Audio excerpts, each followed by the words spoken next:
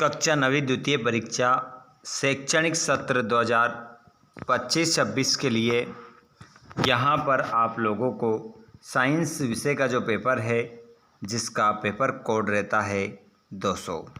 इस question paper का solution मैं आप लोगों को करवाने वाला हूँ बच्चों। हिंदी इंग्लिश मीडियम के सभी विद्यार्थी 75 नंबर का पेपर रहेगा द्वितीय परीक्षा का। बहुत सारे विद्यार्थी क्या कर गए हैं, फेल हो गए हैं वार्षिक परीक्षा में, तो अब उन्होंने फॉर्म डाला है द्वितीय परीक्षा का। द्वितीय परीक्षा में यदि पास होना है तो आपको इसमें 25 नंबर लाना पड़ेगा।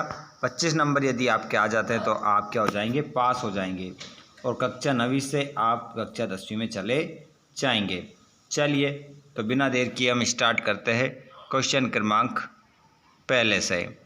चैनल पर पहली बार आए हो तो चैनल को जरूर सब्सक्राइब करें और घंटी बटन को ऑल पर कर लेना, जिससे आने वाले वीडियो का नोटिफिकेशन आपको मिल जाएगा। पहला क्वेश्चन आपकी स्क्रीन पर आ चुका है बच्चों। पहले क्वेश्चन में आपसे पूछ रहा है सोडियम नाइट्रेट का सूत्र होता है। तो सोडियम नाइट्रेट का इनमें से जो सूत्र होता है वो कौन सा होता है, ये आपको बताना है। ठीक है, 4 सूत्र आपकी स्क्रीन पर आपको नज़र आ रहा है, जैसे NaNO3, Na2NO3, NaNO2 और NO3NO2। तो यहाँ पर आपका जो करेक्ट आंसर होगा बच्चों वो हो जाएगा NaNO3। ऑप्शन आपका करेक्ट होगा। अगला क्वेश्चन, Cl आयन में संयोजकता इलेक्ट्रॉनों की संख्या कितनी होती है। तो यहाँ पर आपका ऑप्शन है 16, 8, 17, 18।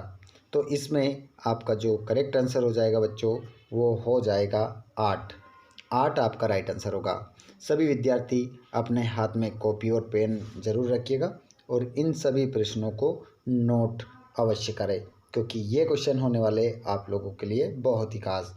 अगला क्वेश्चन है, वेग का एसआई मात्रक है।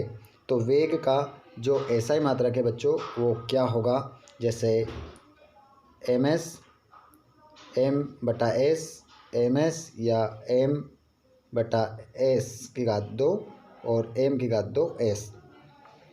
तो इसमें आपका जो आंसर होगा बच्चों वो हो जाएगा प्रश्न क्रमांक आपका, वो माफ़ कीजिएगा बच्चों, इसमें तीसरा वाला ऊपर रह गया हमारा, पहले तीसरा वाला देखते हैं। तीसरा वाला छूट गया था यहाँ पर। तंत्रिका ऊतक की कार्यात्मक इकाई होती है। तो यहाँ पर ऑप्शन है आपका न्यूरॉन, न्यूट्रॉन, वृक्क, एक्सॉन। ये तीसरा वाला हमारा रह गया था, इसको हमने हल नहीं करा। तो इसमें आपका आंसर हो जाएगा न्यूरॉन। न्यूरॉन आपका राइट आंसर होगा। और यहाँ पर हमारा जो चौथा है इसमें आप आंसर लगा लेंगे m/s, मिनट पर सेकंड। ठीक है, अगले क्वेश्चन को देख लेंगे आप। किसी वस्तु का द्रव्यमान पृथ्वी पर 12 किलोग्राम है, चंद्र पर इसका द्रव्यमान होगा। तो देखिए कोई भी वस्तु है, अगर हमारी धरती पर उसका वजन कितना है बच्चों, 12 किलो है। 12 किलो है तो चंद्रमा पर इसका भार कितना होगा, इसका वजन कितना होगा। ठीक है, ये 12 किलो है तो इसका आंसर आपका हो जाएगा, चंद्रमा पर भी इसका वजन कितना हो जाएगा, 12 किलो ही रहेगा। अगले क्वेश्चन को आप देखेंगे, ध्वनि की प्रबलता निर्भर करती है। तो आवर्तकाल, आवृत्ति, आयाम, तरंग दैर्ध्य। तो इसमें आपका आंसर हो जाएगा आयाम इसमें आपका राइट आंसर होगा। अगले क्वेश्चन की ओर बढ़ते हैं हम, और इंग्लिश मीडियम वाले बच्चे यही आंसर आप लगाएंगे जो अभी जैसे कि पहले का आपको ये बताया था, दूसरे में आपको 8 बताया था, तीसरे में आपका न्यूरॉन बताया था, और इसमें आपको ये ms बताया था, और 12 kg, 12 kg। ठीक है, इस प्रकार आप आंसर लगा लेंगे। उसके बाद में दूसरा क्वेश्चन, रिक्त स्थान की पूर्ति कीजिए। तो देखिए CaCO3 यौगिक का नाम है। तो इस यौगिक का जो नाम होगा वो हो जाएगा कैल्शियम कार्बोनेट।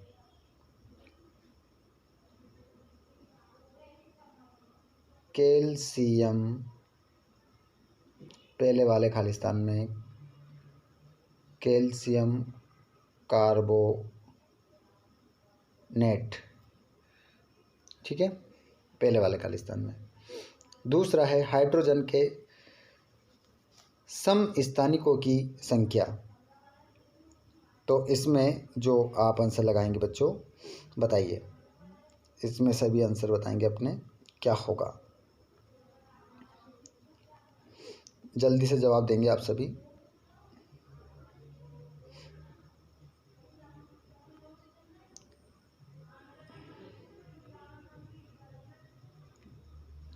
जल्दी, जितने भी लाइव क्लास में जुड़ रहे हैं इसका आंसर बताएंगे क्या होगा। ठीक है, तो इसमें आपका आंसर हो जाएगा 3। अगला क्वेश्चन, पौधों में लचीलापन उत्तक के कारण होता है। तो पौधों में जो लचीलापन है कौन से उत्तक के कारण होता है? तो इसका आंसर हो जाएगा कोलेन काइमा। तीसरे वाले में आंसर हो जाएगा कोलेन काइमा। कोलेन काइमा आपका आंसर इसमें रहेगा। अगले प्रश्न में आप देखेंगे, अगले प्रश्न का उत्तर आप क्या लगाएंगे? संवेग परिवर्तन की दर के अनुक्रमानुपाती होती है। तो चौथे में आपका जो आंसर हो जाएगा बल। इसमें आपका आंसर होगा बल। बल के अनुक्रमानुपाती होती है। पास्कल का मात्रक है, तो पास्कल का जो मात्रक है बच्चों वो हो जाएगा दाब। दाब आपका सही उत्तर होगा। ध्वनि संचरण के लिए की आवश्यकता होती है। तो देखिए, ध्वनि संचरण के लिए जो आवश्यकता होती है वो माध्यम की आवश्यकता होती है। अगले क्वेश्चन को आप देखेंगे, फिल इन द ब्लैंक्स। ठीक है, निम्नलिखित कथनों के लिए सत्यासत्य लिखिए। मिश्रण का गलनांक निश्चित होता है। तो इसका आंसर आपका क्या हो जाएगा? असत्य। इसमें आप असत्य लिखेंगे। कहाँ से असत्य, कहाँ लिखा है? ये लिखा है, यहाँ पर कट लगाया, मतलब असत्य लिखना है। एल्यूमिनियम द्विपरमाणुक होता है। तो इसका आंसर आपका असत्य होगा। दूसरा भी आपका सत्य है। आर्गन का इलेक्ट्रॉनिक विन्यास 2,8,8 होता है। तो इसका आंसर आपका सत्य हो जाएगा। तीसरा आपका सत्य है। पलकों का झमकना ऐच्छिक पेशी के कारण होता है। असत्य, नहीं होता है। वेग परिवर्तन की दर औसत वेग कहलाती है। तो ये भी आपका आंसर असत्य होगा। और घर्षण बल सदैव वस्तु की गति का विरोध करता है। तो इसका आंसर आपका सत्य हो जाएगा। ठीक है, आगे हम ट्रू फॉल्स देखेंगे। और इंग्लिश मीडियम के देख लिए हमने, उसके बाद में यहाँ पर जोड़ी मिलाएंगे। जोड़ी इंग्लिश मीडियम वाले बच्चे और हिंदी मीडियम वाले सभी की सेम रहती है, तो आप मिला लीजिएगा। जैसे कि हम जल को किससे मिलाएंगे बच्चों? जल एक क्या है? यौगिक है। ठीक है, उसके बाद हम देखते हैं दूसरा नमक। तो इसका सूत्र होता है NaCl। रोग, रोग को, जो रोग है आपका, इसको आप मिलाएंगे। नीचे चलते हैं थोड़ा सा। ठीक है, रोग आप आयोडीन की कमी से, जैसे घेंगा रोग है ना, तो आयोडीन की कमी से। अगला है पत्तियों में भोजन का परिवहन, फ्लोएम। और गति का तृतीयक नियम। तो इसका आंसर हो जाएगा क्रिया प्रतिक्रिया। वस्तुओं पर क्रियाशील गुरुत्वीकरण त्वरण। तो इसमें आपका जो छठा है इसका हो जाएगा 9.8 मीटर सेकेंड 2। इस प्रकार में द कॉलम इंग्लिश मीडियम की भी मिल जाएगी। उसके बाद में हम देखते हैं अगला क्वेश्चन। एक शब्द में उत्तर देना है। ठीक है, एक शब्द में उत्तर देंगे। यहाँ पर सल्फर अणु की परमाणुकता लिखिए। तो सल्फर अणु की जो परमाणुकता होती है वो होती है 8। ठीक है, 8 आपका आंसर होगा 8। और समस्थानिक का एक उदाहरण लिखिए। तो इसका उदाहरण की यदि हम बात करें तो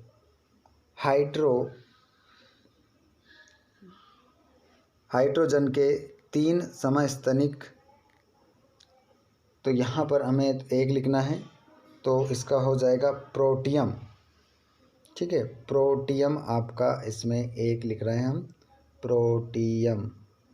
ठीक है, या आप दूसरा भी लिख सकते हैं ड्यूटीरियम। या आप तीसरा लिख सकते हैं ट्राइटियम। ये 3 होते हैं, 3 हमने देख लिए हैं।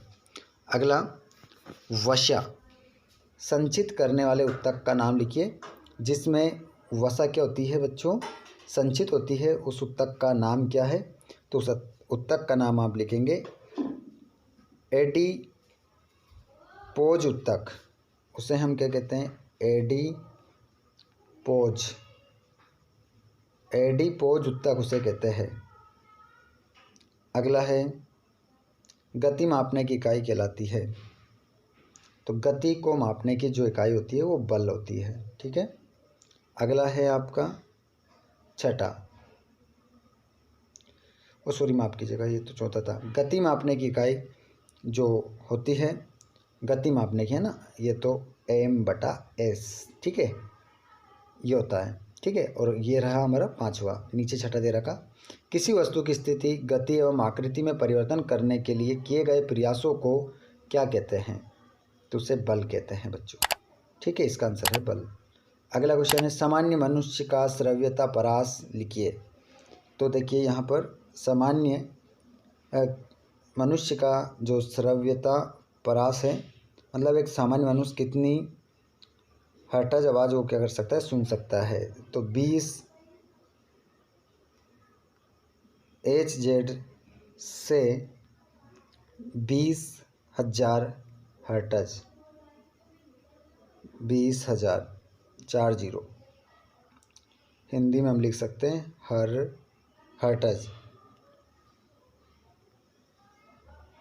हर्ट्ज। ठीक है, इस प्रकार से 20 से 20,000 हर्ट्ज। इंग्लिश मीडियम के लिए भी है यहाँ पर। उसके बाद में रहा आपका अगला प्रश्न, निक्षेपण किसे कहते हैं? और विसरण को परिभाषित कीजिए। और समांगी मिश्रण की परिभाषा लिखिए और विषांगी मिश्रण की परिभाषा लिखिए। आगे आप देख सकते हैं निम्न के सूत्र लिखिए और सोडियम ऑक्साइड, एल्यूमिनियम क्लोराइड, इनके सूत्र लिखना है। उसके बाद आप अगले क्वेश्चन को देख सकते हैं। 8वां है, 9वां है और ये रहा 10वां, 11वां। हिंदी और इंग्लिश मीडियम में पूरा क्वेश्चन पेपर का हल। ठीक है। अब इनमें से अगर कोई से भी प्रश्न का आंसर आपको नहीं आता है, अगर आपको आंसर चाहिए तो आप कमेंट बॉक्स में बता सकते हैं। पूरे क्वेश्चन के आंसर आपको मिल जाएंगे। साथ में हमने डिस्क्रिप्शन में टेलीग्राम चैनल की लिंक दे रखी है, उसको ज़रूर ज्वाइन कीजिएगा। वहाँ पर आपको PDF सभी इंपॉर्टेंट क्वेश्चन प्रोवाइड करवा दिए जाते हैं, जिससे आप अपनी तैयारी को बेस्ट बना सकते हैं। ठीक है। अगर किसी प्रकार का कोई क्वेश्चन हो तो कमेंट बॉक्स में ज़रूर बताएं। सभी विद्यार्थी चैनल को सब्सक्राइब करें ताकि आपको आने वाले वीडियो का नोटिफिकेशन मिल सके। और आप इस वीडियो को कहाँ से देख रहे हैं कमेंट बॉक्स में ज़रूर बताएं। आपका नेम क्या है ये भी साथ में लिखिएगा। धन्यवाद।